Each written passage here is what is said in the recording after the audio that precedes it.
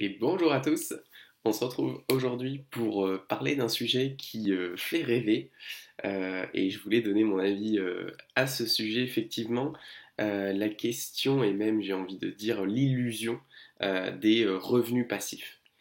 Si vous traînez un petit peu sur YouTube ou si vous êtes intéressé par la question des finances personnelles, eh bien vous avez sans doute entendu parler et peut-être que vous vous intéressez tout particulièrement à la création de revenus passifs. L'idée c'est quoi? C'est de dire qu'il y a deux types de revenus. Les revenus actifs, c'est-à-dire les revenus de votre travail, les revenus où vous allez échanger une quantité de temps contre une quantité d'argent, ou alors une quantité de ressources, c'est-à-dire un projet particulier contre une quantité d'argent. Et à l'opposé, il y aurait les revenus passifs qui ne requièrent de vous ni travail ni temps, et qui vous permettent d'avoir de manière régulière du capital qui va rentrer sous forme de cash. Dit comme ça, évidemment, c'est extrêmement attrayant et on se dit pourquoi travailler pour avoir de l'argent si on a des solutions qui nous permettent tout simplement de gagner de l'argent sans rien faire.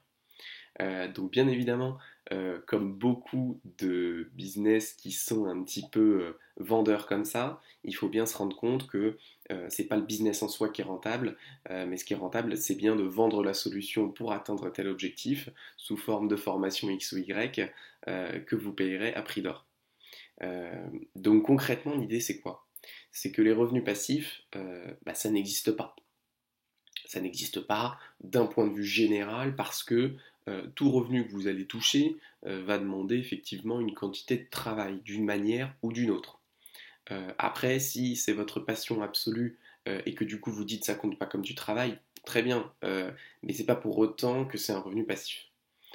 Je vais repasser en revue les différents types de revenus passifs qui sont les plus souvent marketés dans les formations en vous disant bah, il suffit de faire ci, il suffit de faire ça, et vous allez avoir X euros de plus par mois, X euros de plus par an sans rien faire. Le premier, c'est l'immobilier. L'immobilier, effectivement, il a ce statut un petit peu particulier qui fait que juste avec effectivement un statut particulier, notamment un statut de salarié, vous allez pouvoir emprunter beaucoup d'argent à la banque, acheter un bien immobilier, le louer et du coup vous enrichir de cette manière en ayant une opération qui soit proche du zéro en termes effectivement des loyers que vous percevez et des mensualités que vous allez payer à la banque. Sauf que au bout de 20 ans, bah, vous allez vous retrouver avec un logement qui sera entièrement remboursé sans avoir dépensé de l'argent ni du pouvoir d'achat de votre poche. Donc évidemment, c'est une promesse qui est extrêmement alléchante. Néanmoins, l'immobilier, c'est tout sauf passif. Euh, L'immobilier, c'est un travail. C'est un travail de trouver les biens, c'est un travail de les négocier, c'est un travail de les rénover, c'est un travail de les louer, c'est un travail de les revendre, c'est un travail de les agencer, c'est aussi un travail technique, fiscal de les optimiser. Donc dire que c'est un revenu passif, ça n'a pas de sens. C'est un travail. Si c'est un travail qui vous passionne, faites-le. Si c'est un travail pour lequel vous pensez que vous êtes assez doué et que finalement une heure de votre travail dans des projets immobiliers vont vous rapporter plus qu'une heure de votre travail typiquement sur votre travail actuel, eh bien potentiellement oui, il y a un arbitrage à faire. Mais il s'agit d'un arbitrage et il ne s'agit pas d'une recette magique qui vous donne des revenus sans rien faire. Et pourquoi aussi l'immobilier est tant vendu, c'est que ça fait partie de ce travail où il y a beaucoup de coûts cachés. Il y a beaucoup de choses auxquelles on ne pense pas, d'imprévus, de remplacements, de travaux, euh, toutes sortes de problèmes qui peuvent vous arriver.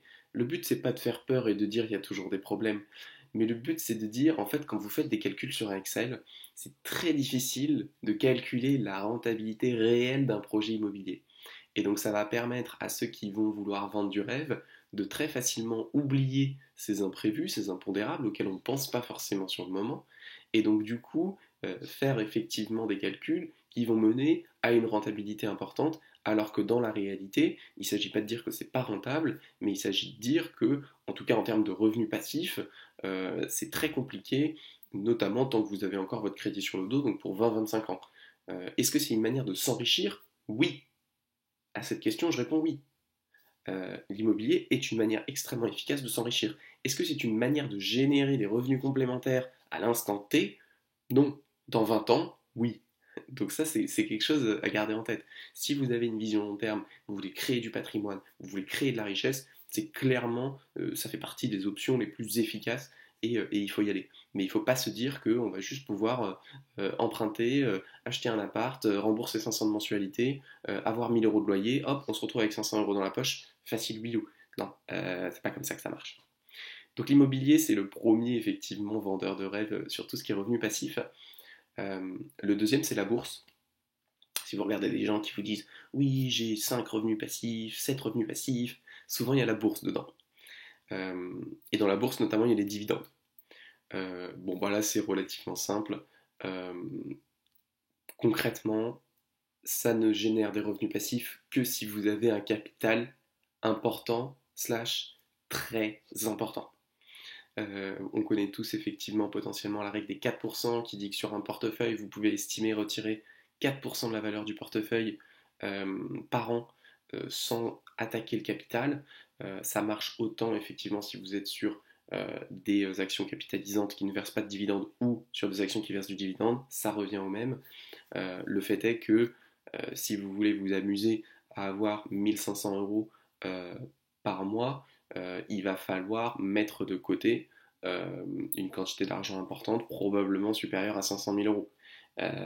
Donc voilà, on est sur un paradoxe de type vous voulez de l'argent tous les mois, très bien, il suffit d'avoir de l'argent. Bon, si c'est votre cas, tant mieux, mais probablement que si vous êtes intéressé pour avoir 200-300 euros de plus par mois, bah, vous n'êtes pas assis sur 200-300 000 euros que vous pouvez simplement mettre en bourse. Si vous les avez, tant mieux, effectivement ça marche. Mais il faut quand même se souvenir que c'est pas non plus la panacée et que ça ne marche que si vous avez du capital, donc ça marche au bout d'un certain temps. Et le troisième point qui est souvent mentionné, c'est en fait c'est un point global. On vous dit l'affiliation, les revenus YouTube. Bah oui, parce que forcément, si vous regardez des vidéos de ce type-là ou des blogs de ce type-là, c'est des personnes qui sont influenceurs, donc c'est des personnes qui ont une communauté. Donc elles vendent des produits, elles font de l'affiliation, elles ont de la pub. Et ça, si vous regardez effectivement en termes de proportion, c'est bien souvent ce qui leur rapporte beaucoup plus que leur investissement immobilier, beaucoup plus que leur investissement en bourse, même si c'est pas sur ça qu'ils font leur fonds de commerce. C'est-à-dire qu'ils vous font croire que ce qui fait gagner de l'argent, c'est l'immobilier, c'est la bourse, et c'est là-dessus qu'ils vous vendent des cours. Mais la réalité, c'est que leur business model, c'est de vendre des cours. C'est pas de faire de l'immobilier ou d'investir en bourse. Donc ça, il faut bien le comprendre. Euh, et c'est relativement simple. Il faut faire preuve un petit peu de bon sens. Si quelqu'un a vraiment une méthode ultra efficace pour faire de l'argent, il n'a aucune raison de vous vendre un cours pour que vous fassiez de l'argent. C'est-à-dire que, solution 1, le gars, il a vraiment une solution qui lui permet de gagner de l'argent avec son cours. Bon, dans ce cas-là, il active sa solution, il gagne autant d'argent qu'il veut, et après, si c'est vraiment le Dalai Lama, bah, il fait des cours gratuits. Il n'a aucune raison de les monnayer. Et à l'inverse, bah, s'il les monnaie, ça veut dire qu'il a besoin d'argent. Donc ça veut dire que sa méthode pour gagner de l'argent marche pas si bien que ça. Donc ça, c'est vraiment quelque chose qu'il faut garder en tête. C'est dur à entendre et évidemment, il y a tout ce mindset de oui, investissez en vous-même, etc. Moi, je suis vraiment partisan qu'il y a absolument toutes les informations nécessaires pour vous former sur Internet et notamment sur toutes les revues scientifiques qui sont publiées officiellement. Euh, Vous voulez de l'information précise, vous voulez de la vraie information, vous voulez savoir qu'est-ce qui rapporte, vous voulez savoir si l'immobilier c'est rentable. Cherchez sur Google Scholar. Alors oui, évidemment, il va falloir parler un peu anglais, mais prenez des cours d'anglais, c'est rentable. Voilà, c'est cadeau, c'est c'est mon conseil rentable. Parler anglais, c'est rentable. Parce qu'une fois que vous parlez anglais, bah, vous pouvez lire toutes les études scientifiques qui sont à jour, les méta-analyses sur des tonnes et des tonnes de données qui ont été faites, et vous avez des résultats qui sont partiaux, et non pas le résultat de Jean-Michel qui vous dit ce qu'il veut bien vous dire, moi y compris. Donc ça, c'est vraiment central. Et donc pour revenir à cette catégorie de revenus, pourquoi pour moi c'est pas un revenu passif? Bah parce que c'est un revenu qui demande une quantité de travail absolument monstrueuse. Construire une communauté, ça prend du temps, ça prend du travail. Tourner des dizaines d'heures de vidéos, publier des centaines d'articles, c'est pas quelque chose qui est passif, ça n'a rien à voir. Alors oui, effectivement, quand vous êtes quelqu'un de reconnu dans votre domaine, eh bien vous avez une quantité de travail supplémentaire qui est faible à rajouter pour avoir un revenu constant et important. Mais il faut quand même reconnaître que avant ça, il y a eu une quantité de travail qui a été abattue qui est énorme, et probablement aussi une quantité de chances, d'opportunités, de travailler effectivement dans une niche qui fonctionne, qui vend bien, et d'être là au bon moment. Enfin, voilà, il y a quand même beaucoup de facteurs qui font que se lancer en tant qu'influenceur, c'est tout sauf, hop là, je fais de l'affiliation et je gagne X par mois. Oui, ça marche si vous avez 100 000 personnes qui vous suivent, 10 000 personnes qui vous suivent, 1000 personnes qui croient en vous et qui sont capables d'acheter vos produits. C'est quand même pas le cas de tout le monde, il me semble. Donc ça, c'est aussi quelque chose à garder en tête. Et enfin, il y a tous les autres produits, alors souvent un petit peu financiers, qui pour le coup vous promettent des rendements tellement importants que même si vous n'avez pas de capital, ça peut gagner beaucoup. À miser 1000, vous allez gagner 10 000. C'est le cas de tout ce qui est casino, tout ce qui est paris sportif, tout ce qui est meme stocks, type AMG, GameStop, etc. Et même une grosse partie des cryptos. Je ne vais pas me faire des amis en disant ça, mais je pense que c'est vraiment le cas. Voilà, l'argent facile, multiplier par 10 son argent en moins d'un an, euh, c'est nécessairement une arnaque. Ça ne veut pas dire que vous allez perdre à tous les coups, mais ça veut dire que le rendement espéré, il est clairement négatif. C'est-à-dire que vous allez prendre 10 fois plus de risques et vous allez gagner 5 fois plus. Donc d'un point de vue d'un investisseur rationnel, c'est pas rentable. Est-ce que ça veut dire que vous pouvez pas gagner? Non. C'est faux de dire qu'il n'y a personne qui gagne au loto. Est-ce que le loto est un bon investissement? Non. Pourtant, ceux qui ont gagné vont vous dire que oui. Donc, il faut voir ça comme ça. Tout ce qui est casino, tout ce qui est ultra risqué, tout ce qui vous promet des rendements vraiment absurdes, supérieurs à 50% par an, on est clairement dans la case du loto avec une gradation. C'est-à-dire que peut-être que vous allez avoir quand même beaucoup plus de chances de gagner que de jouer au loto, mais vous allez gagner beaucoup moins. Euh, et globalement, on est quand même sur le même ratio de risque-rendement qui est absolument défavorable pour celui qui investit son argent. Donc voilà mes avis sur les revenus passifs qui n'existent pas. C'est triste à entendre, mais c'est la réalité. Si vous voulez voir plus de vidéos, je vous invite à vous abonner et n'hésitez pas à me dire en commentaire les sujets que vous aimeriez que je traite par la suite.